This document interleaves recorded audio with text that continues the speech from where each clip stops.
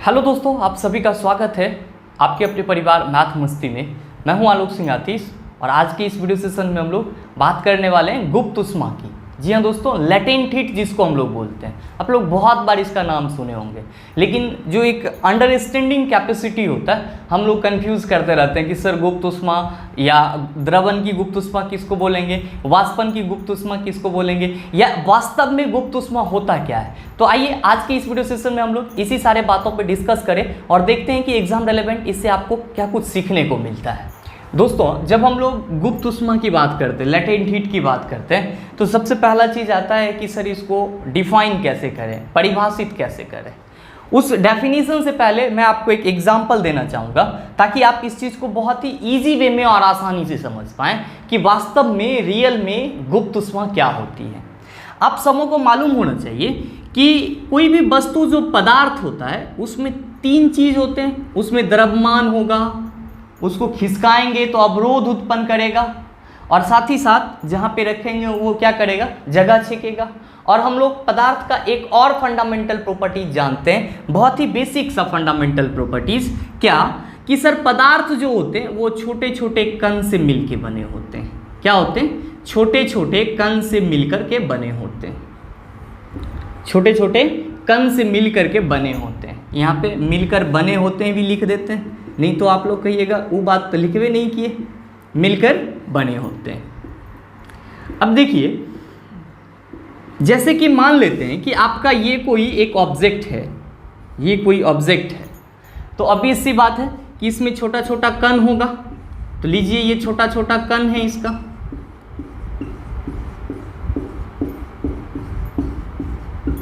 अब आप यहाँ पे क्या देख रहे हैं? आपको ऐसा नहीं लग रहा है कि ये जो छोटा छोटा कण है वो एक दूसरे से बहुत ज़्यादा चिपके हुए, टाइटली पैक हैं? ऑब्वियसली ये टाइटली पैक है क्योंकि देखने से ही लग रहा है। आप याद कीजिए दोस्तों, मैंने आप लोगों को कहीं ना कहीं इसी सेशन में यूट्यूब पे ही मैंने बताया है कि पदार्थ के कणों के बीच में जो जगह होता है, इस जगह को हम लोग क्या कहते हैं? अंतराण्विक स्थान कहते हैं, इंटरमॉलिक्यूलर स्पेस कहते हैं, अंतराण्विक स्थान कहते हैं। और ये दोनों कण जो हैं, जो कण आपको दिख रहा है यहाँ पे, ये दोनों कण, फिर ये दोनों कण, फिर ये दोनों कण आपस में एक दूसरे के साथ बंधे हुए हैं, और जिस बल से ये बंधे हुए हैं, इस बल को हम लोग अंतराण्विक आकर्षण बल कहते हैं। क्या कहते हैं? अंतराण्विक आकर्षण बल कहते हैं, इंटरमॉलिक्यूलर फोर्स ऑफ अट्रैक्शन कहते हैं। और दोस्तों, ये चीज़ आपके पदार्थ के हर एक अवस्था में होता है। ठोस में भी होता है, द्रव में भी होता है, गैस में भी होता है। मतलब क्या कि ठोस के कणों के बीच में भी जो गैप पाया जाएगा उसको हम लोग अंतराण्विक स्थान ही कहेंगे। द्रव के कण के बीच में अगर स्थान पाया जाएगा तो उसको भी हम लोग अंतराण्विक स्थान ही कहेंगे। और ठोस के कण जिस बल से बंधे होंगे तो अंतराण्विक आकर्षण बल, द्रव के कण जिस बल से बंधे होंगे अंतराण्विक आकर्षण बल। तो हम लोग एक साधारण रूप में क्या कहते हैं कि पदार्थ के कण आपस में अंतराण्विक आकर्षण बल से बंधे हुए रहते हैं। क्या होते हैं? अंतराण्विक आकर्षण बल से बंधे हुए रहते हैं। अब यहाँ पे मेन जो सबसे समझने वाली बात ये है कि आपको ये मालूम है कि पदार्थ जो है आपका ठोस, द्रव और गैस, ये तीन रूप में मिलता है, और हम लोग पदार्थ के अवस्था में परिवर्तन कर सकते हैं। ध्यान दीजिएगा मैं क्या कह रहा हूँ कि आपको मालूम है कि ये तीन अवस्थाएं होती है। पॉपुलर सा होती तो 5 है, लेकिन 3 हम लोग कहते हैं। तो ठोस, द्रव और गैस। और आपको ये भी मालूम है कि अगर हम ठोस को गर्म करेंगे तो द्रव में परिवर्तित हो जाएगा, द्रव को गर्म करेंगे तो वाष्प में परिवर्तित हो जाएगा। मतलब क्या कि पदार्थ जो है अपनी अवस्था में परिवर्तन लाता है। अच्छा, यहाँ पे क्या कहते हैं हम लोग कि सर किसी भी ठोस को, जैसे लोहा को अगर हमको द्रव अवस्था में लाना है तो कहते हैं सर 1500 डिग्री सेल्सियस से अबव टेम्परेचर देंगे, मतलब 1500 से ऊपर का तापमान देंगे तो लोहा पिघलना शुरू हो जाएगा। क्या हो जाएगा? लोहा पिघलना शुरू हो जाएगा। या जैसे कि हम बात कर लेते हैं बर्फ की, तो आप कहते हैं सर बर्फ 0 डिग्री सेल्सियस पर पिघलना शुरू हो जाता है। या हम बात करते हैं किसकी? पानी की, तो आप कहते हैं सर पानी 100 डिग्री सेल्सियस पर उबलना शुरू कर देता है, मतलब वाष्प बनना शुरू कर देता है। एक्चुअली में ये क्या है? ये 1500 डिग्री सेल्सियस से ऊपर का तापमान देंगे, बर्फ 0 डिग्री सेल्सियस पर ही पिघलना शुरू हो जाता है। ऐसा क्यों होता है? दोस्तों इसको हम लोग क्या कहते हैं कि पदार्थ की अवस्था में परिवर्तन कहते हैं। किसी भी पदार्थ का एक अवस्था से छोड़ करके दूसरे अवस्था में आ जाना क्या कहलाता है, उसके अवस्था में परिवर्तन कहलाता। और ये जो अवस्था में परिवर्तन है तो ये कैसे होगा, जब आप लोहा को 1500 डिग्री सेल्सियस तक हीट देंगे, बर्फ को आप 0 डिग्री सेल्सियस तक हीट करेंगे, पानी को हीट तो नहीं करेंगे लेकिन हम लोग बोलते हैं जब साइंस पढ़ रहे हैं तो वहाँ पे क्या सकते हैं, पानी को हम लोग 100 डिग्री सेल्सियस तक हीट करेंगे। दोस्तों मैं आपको बता दूं कि जब हम बात करते हैं किसी भी पदार्थ की अवस्था में परिवर्तन की, और ये जो ऊष्मा देते हैं ये इसकी जनरली क्वथनांक बिंदु हैं, बॉइलिंग पॉइंट हैं, जिस पे जाकर के ये अपने अवस्था में परिवर्तन लाना शुरू कर देते हैं। वास्तव में जो हीट एनर्जी हम दे रहे हैं किसी भी पदार्थ को, हीट एनर्जी दे रहे हैं, वो आप कहते हैं कि कोई ठोस है वो पिघल जाता है। भैया कैसे पिघलेगा, जब उसके बीच के कण जो हैं, उस कण के बीच में जितने भी अंतराण्विक आकर्षण बल हैं वो पूरी तरह से टूट जाए, वो पूरी तरह से क्या हो जाए, टूट जाए। मतलब कहीं ना कहीं हम ये कह रहे हैं क्या कि हम लोग जो ऊष्मा दे रहे हैं किसी भी पदार्थ के अवस्था में परिवर्तन के लिए, वो उसके अवस्था में परिवर्तन के लिए नहीं दे रहे हैं, एक्चुअली में हम उसके अंतराण्विक आकर्षण बल को तोड़ने के लिए दे रहे हैं। क्या करने के लिए दे रहे हैं, तोड़ने के लिए दे रहे हैं। हम कहते हैं कि पानी 100 डिग्री सेल्सियस पर उबलना शुरू हो जाता है, ऐसा इसलिए क्योंकि पानी के जो कण होते हैं वो 100 डिग्री सेल्सियस पर उनके बीच में जो आकर्षण बल होता है वो बिल्कुल कम हो जाता है, इसीलिए पानी का जो कण होता है वो अपनी सतह को छोड़ करके ऊपर उठना शुरू कर देता है, तो हम लोग कहते हैं वाष्प बनना शुरू हो गया। हम लोग कहते हैं लोहा को 1500 डिग्री सेल्सियस पे पिघला दिए, भाई पिघलाए नहीं, आप उसके बीच में उसके कण जो थे उनका आपने अंतराण्विक आकर्षण बल को हीट दे करके, उष्मा ऊर्जा दे करके क्या किया, तोड़ दिया। आपने क्या किया, तोड़ दिया, और जैसे ही तोड़ा वो द्रव अवस्था में आ गया, उसके कण पूरी तरह से लरभरा गया और वो पिघल गया। दोस्तों गुप्त उष्मा से यहाँ पे क्या लेना देना है, हम लोग सिंपल क्या कहते हैं गुप्त उष्मा के बारे में कि किसी 1 kg पदार्थ को, किसी 1 kg पदार्थ को उसके अवस्था में परिवर्तन हेतु, उसके अवस्था में परिवर्तन हेतु जितनी उष्मा की जरूरत होती है उसी को हम लोग गुप्त उष्मा कहते हैं। ध्यान से सुनिएगा, गुप्त उष्मा के बारे में क्या कहते हैं कि किसी 1 kg पदार्थ के अवस्था में परिवर्तन हेतु, किसी 1 kg पदार्थ के अवस्था में परिवर्तन हेतु जितनी उष्मा ऊर्जा की जरूरत होती है उसी को हम लोग क्या कहते हैं, गुप्त उष्मा कहते हैं। क्या कहते हैं, गुप्त उष्मा। और आप कहेंगे कि सर 1 kg पदार्थ को मान लेते हैं कि हमको 1 जूल उष्मा ऊर्जा की जरूरत पड़ गई 1 kg पदार्थ को, तो अब उसके अवस्था में परिवर्तन के लिए हमको कितने जूल ऊर्जा की जरूरत पड़ गई, एक जूल ऊर्जा की जरूरत पड़ गई। तब हम लोग लेटेंट हीट का यूनिट क्या कहेंगे, तो भैया याद रखेंगे कि लेटेंट हीट का जो यूनिट होता है वो जूल पर केजी होता है। क्या होता है, जूल पर केजी होता है। आप इसको कैलोरी पर ग्राम में भी मेजर कर सकते हो, सीजीएस यूनिट में जब आप आएंगे तो ये दोनों यूनिट भी आपसे पूछे जाते हैं। तो ये आपका एसआई यूनिट हो जाता है और ये आपका सीजीएस यूनिट हो जाता है। दोस्तों मैं आपको बता दूं कि ये जो अंतराण्विक आकर्षण बल को टूटने के लिए उष्मा की जरूरत होती है ये पूरी तरह से हिडन होती है, छुपी हुई रहती है, इसीलिए इस उष्मा को हम लोग गुप्त उष्मा कहते हैं। कि सीधा सीधा गुप्त उष्मा का मतलब ये होता है कि गुप्त उष्मा पदार्थ के कणों के बीच में अंतराण्विक आकर्षण बल को तोड़ने वाली उष्मा है। कौन सी उष्मा है, पदार्थ के कणों के बीच में उपस्थित अंतराण्विक आकर्षण बल को तोड़ने वाली उष्मा है। अब दोस्तों जब आपका ये चीज़ क्लियर हो जाता है तब आप ये भी समझ पा रहे होंगे कि सर इसका यूनिट क्या होता है, जूल पर केजी और कैलोरी पर ग्राम, एसआई और सीजीएस यूनिट। आपको मालूम होना चाहिए कि लेटेंट हीट जो होता है ये 2 तरह के होते हैं। कितने तरह के होते हैं, 2 तरह के होते हैं। पहला कौन सा होता है, पहला को हम लोग क्या कहते हैं, पहला को कहते हैं द्रवन की गुप्त उष्मा। पहला को हम लोग क्या कहते हैं, द्रवन की गुप्त उष्मा। और दूसरा को हम लोग क्या कहते हैं, वाष्पन की गुप्त उष्मा। वाष्पन की गुप्त उष्मा। अब ये देखिए द्रवन की गुप्त उष्मा क्या होती है और वाष्पन की गुप्त उष्मा क्या होती है। इसको मिटा दें तो कोई दिक्कत, इसमें ये दोनों पॉइंट देखो। गुप्त उष्मा का डेफिनेशन आपसे कभी नहीं पूछा जाता है, बस पूछा जाता है तो क्या कि गुप्त उष्मा का यूनिट क्या होता है। एसआई यूनिट में पूछे तो जूल पर केजी, और अगर आपसे सीजीएस यूनिट में पूछे तो कैलोरी पर ग्राम। अब जो आपके यहाँ से तो 2 क्वेश्चन बन जाते हैं और यहाँ से आपको 3-4 क्वेश्चन बनते हैं गुप्त ऊष्मा के प्रकार से, वो कैसे देखते हैं उसको भी हम लोग। ये देखो कि हमने यहाँ पे बात करा कि सर लेटेंट हीट जो होगा, गुप्त ऊष्मा जो होगी वो कितने टाइप की होगी? 2 टाइप की, द्रवन की गुप्त ऊष्मा और वाष्पन की गुप्त ऊष्मा। मतलब हम लोग इसको कहते हैं latent heat of fusion, latent heat of fusion, और इसको कहते हैं लेटेंट हीट ऑफ वेपोराइजेशन। अब ये क्या होता है? फ्यूजन जब होगा, जब हम लोग द्रवन की बात करते हैं तो इसमें क्या द्रवित होगा? अरे भैया ठोस द्रव अवस्था में आएगा। ठोस क्या होगा? द्रव अवस्था में परिणत हो जाएगा। और यहाँ पे वाष्पन की गुप्त ऊष्मा कह रहे हैं, मतलब कोई जो द्रव है वो वाष्प में परिवर्तित हो जाएगा। ध्यान से देखिए ना कि ठोस अगर द्रव में परिवर्तित हो जाए ताप देने पर, किस में परिवर्तित हो जाए? द्रव में परिवर्तित हो जाए, तो हम लोग क्या कहते हैं कि यहाँ पे द्रवन हो रहा है। क्या हो रहा है? द्रवन हो रहा है। और इसको अब द्रव में परिवर्तित होने के लिए जितना ऊष्मा ऊर्जा की जरूरत होगी वही द्रवन की गुप्त ऊष्मा होगी। अब कोई द्रव है और उसको जब हम गर्म करते हैं, ताप देते हैं, तो वो गैस में परिवर्तित हो जा रहा है।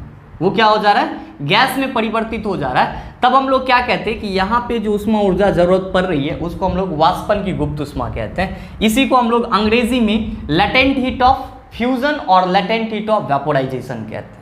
अब होता क्या है, देखिए गुप्त ऊष्मा जब भी होगा तो प्रति एकांक द्रव्यमान के पदार्थ में होगा। प्रति एकांक बोले तो पर 1 kg पे हम निकालेंगे गुप्त ऊष्मा। कैसे निकालेंगे? पर 1 kg पे। तो यहाँ पे मेरे कहने का मतलब क्या है?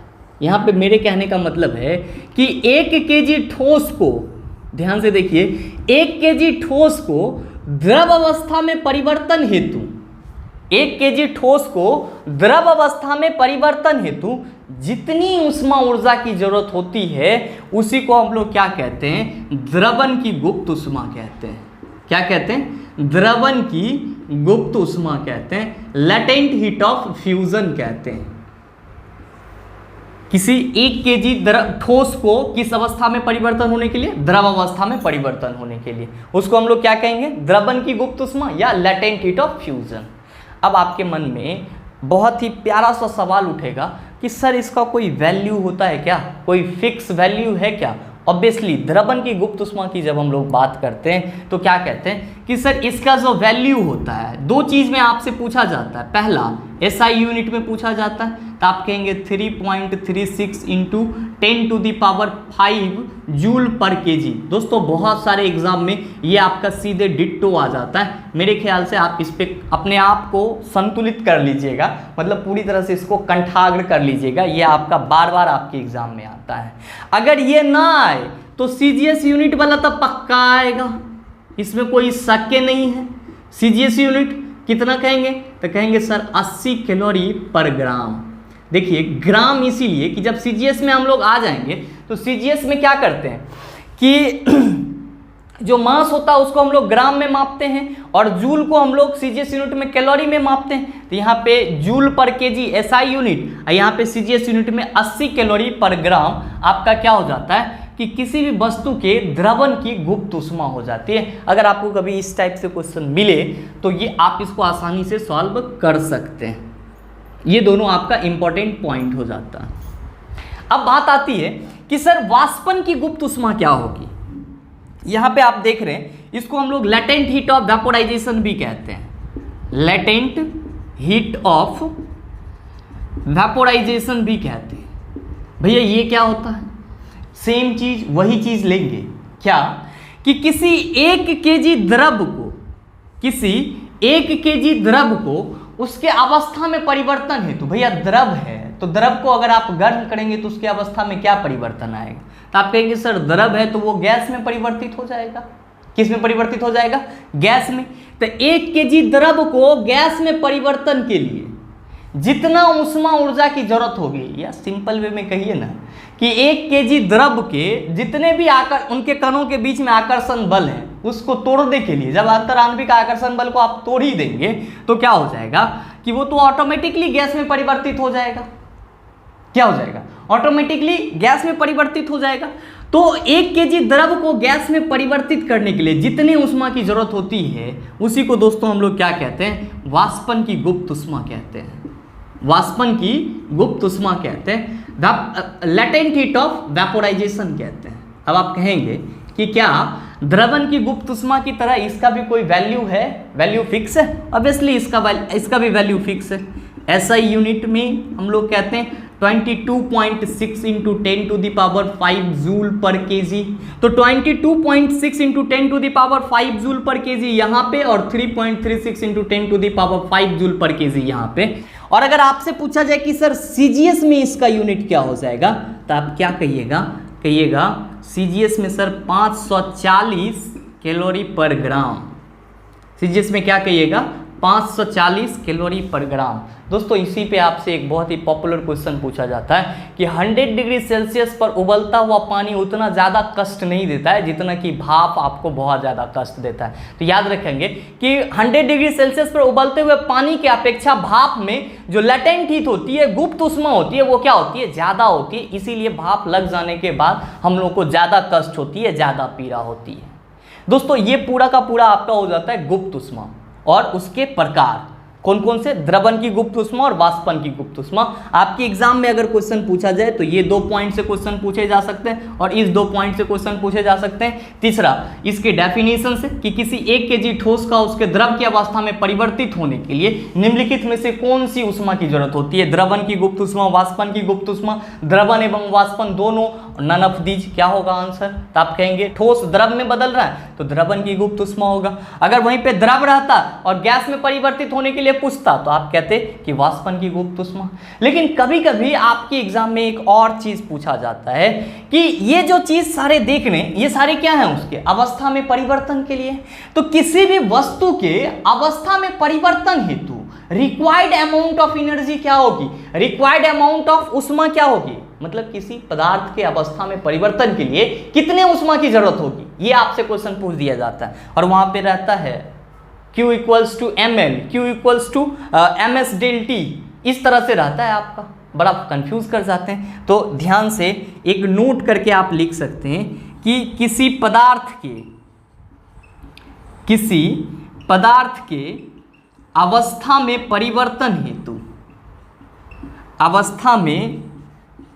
परिवर्तन हेतु उपयुक्त उष्मा जो आपको चाहिए, उपयुक्त उष्मा क्या होगा? तो दोस्तों किसी भी पदार्थ की अवस्था में परिवर्तन के लिए मान लेते हैं कि हमको Q उष्मा की जरूरत होती है। कितनी उष्मा की जरूरत होती है? Q होती है। और अगर उस वस्तु का द्रव्यमान m हो, क्या हो? m हो, और उस वस्तु का लेटेंट हीट L हो, तब इस तीनों में ही रिलेशन होता है। और वो रिलेशन क्या होता है? हम लोग कहते हैं Q इक्वल्स टू ml होता है। Q इक्वल्स टू क्या होता है? ml होता है। ध्यान दीजिएगा, वो Q क्या है आपका? किसी पदार्थ के अवस्था में परिवर्तन हेतु रिक्वायर्ड अमाउंट ऑफ एनर्जी, किसी पदार्थ के अवस्था में परिवर्तन के लिए उपयुक्त उष्मा की मात्रा। जहां पे m क्या है? तो m वस्तु का द्रव्यमान है। m क्या है आपका? वस्तु का द्रव्यमान है। और L क्या है आपका? तो वस्तु की गुप्त उष्मा है। वस्तु की गुप्त उष्मा। देखिए वस्तु हम यहाँ पे कह रहे हैं, पदार्थ कहेंगे तो ज़्यादा बेटर होगा क्योंकि पदार्थ और वस्तु में फर्क होता है। आप लोग सही कर लीजिएगा इसको। पदार्थ की गुप्त उष्मा है। तो दोस्तों कभी कभी हम लोग कंफ्यूज कर जाते हैं कि सर गुप्त उष्मा के लिए फार्मूला होता है Q इक्वल्स टू ml। ऐसा नहीं है, गुप्त उष्मा के लिए फार्मूला नहीं होता है Q इक्वल्स टू ml। ये क्या होता है कि किसी भी पदार्थ के अवस्था में परिवर्तन के लिए फार्मूला होता है, जहाँ पे m वस्तु का द्रव्यमान और L उस वस्तु की लेटेंट हीट होती है। एक चीज और, अगर आपको Q इक्वल्स टू ml मालूम है, Q इक्वल्स टू ml मालूम है, तो आप यहाँ से लेटेंट हीट ना निकाल सकते हैं। अगर किसी पदार्थ की अवस्था में परिवर्तन के लिए जितना उष्मा की जरूरत हो वो दिया हुआ रहे, उसका द्रव्यमान दिया हुआ रहे, तो भैया L equals to latent heat equals to आप Q बाय m ना कर सकते हैं। तो अगर आपको ये फार्मूला पता है तो इस पे किसी भी तरीके से क्वेश्चन आएगा तो आप उसको आसानी से बना लेंगे। दोस्तों उम्मीद करते हैं कि गुप्त उष्मा को आप अच्छे से समझ पाए होंगे, यहाँ तक कि सारी चीज़ें आपको समझ में आ गई होगी। कमेंट करके ज़रूर बताइए कि वीडियो आपको कैसा लगा, और हाँ अगर वीडियो अच्छा लगा तो लाइक कीजिएगा, शेयर कीजिएगा, और चैनल पर नए हैं तो चैनल को सब्सक्राइब करके बेल आइकन दबा लीजिएगा ताकि इस तरह के एग्जाम रेलेवेंट वीडियो सबसे पहले आपके पास पहुंचे और आप उसका भरपूर फायदा उठा पाए। और हाँ दोस्तों, अगर आप में से किसी को science course, complete science course की ज़रूरत हो, फिजिक्स, केमिस्ट्री और बायोलॉजी, अगर आप चाहते हैं कि पूरा एक समग्रता से पढ़ें, जीरो से हीरो लेवल तक का, तो धुरीना ऐप पर अवेलेबल है ये कोर्स। धुरीना ऐप पे अवेलेबल है। अब आप कहिएगा सर इसका फ़ी कितना होगा, तो सर इसका फ़ी 399 रुपया है, वन टाइम पेमेंट है। मतलब क्या कि आपने एक बार अगर पेमेंट किया तो आपको तीनों सब्जेक्ट, फिजिक्स, केमिस्ट्री और बायोलॉजी, तीनों का प्रॉपर क्लास पूर्ण रूपेण मिलेगा, जीरो से हीरो लेवल तक का। साथ ही साथ टेस्ट भी इसमें इंक्लूड होगा। और हाँ, अगर आपको इस कोर्स को लेने में धुरीना ऐप पर कोई दिक्कत या प्रॉब्लम का सामना करना पड़ रहा है तो आप 6299 34 0750 पे कॉल करके आपके पास जो भी समस्या है कोर्स को परचेज करने में, आप अपने समस्या का समाधान पा सकते हैं। मिलते हैं हम लोग फिर अगले वीडियो सेशन में, तब तक के लिए best of luck, thank you, have a nice day.